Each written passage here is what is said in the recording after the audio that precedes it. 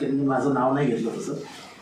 आता ज्यांची पत्रकार परिषद तुम्ही अटेंड करून आले त्यांनी माझं नाव न घेता उल्लेख केला की मी अजितदादांचं नाव घेतलं. त्यांचं कसं आहे की त्यांना अजितदादांचं नाव पुढे करून माझ्यावर हल्ला करायला जाम आवडतो. ते त्यांची दरवेळेसची सवय.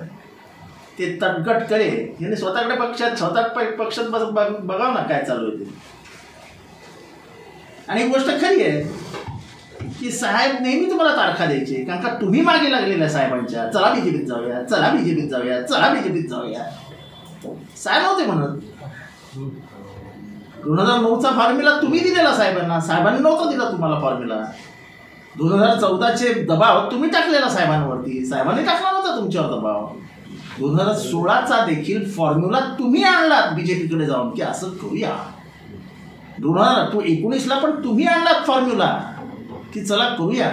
साहेबांनी त्याच्यासाठी 19 साली 2 बैठका घेतल्या. एक गुप्त बैठक पुण्यात झाली जिच्यात तुम्ही तिघं, दादा, तुम्ही आणि मुंडे साहेब, धनंजय मुंडे, हे तिघं बोलत होते आपण जाऊया. आणि बाकीचे सगळे बसलेले. तेव्हा हसन मुश्रीफी आमच्याबरोबर होते. ते म्हणत होते नाही जायचं.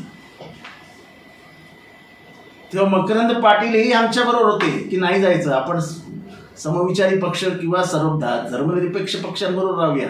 तुम्ही तिघांचा तेव्हाही आग्रह होता चला बीजेपीत जाऊया. दादांचे बंड झालं त्याच्या मागचं खरं कारस्थान हे तटगटकरांचं. तटगटकरांचं माहीत नव्हतं काय चालू आहे.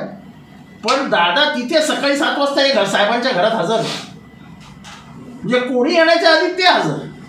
एवढ्या आतल्या काठीची माणसं असू शकतात की साहेबांसमोर इतकं खोटं बोलायचं, इतकं खोटारडेपणाचं आणायचं की जसं काय आम्हाला माहितीच नाही दादा निघून गेल्याचं. सगळं ठरवलं तुम्ही, सगळं केलं तुम्ही. कशाला दुसऱ्यांवरती आळ घेत बसतो काय खरं असं म्हणजे असं फटकन सगळं बाहेर काढायला.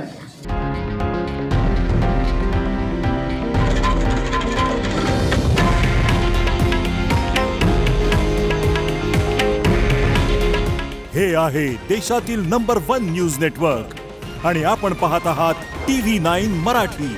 काळजी तुमची, हित महाराष्ट्राचं.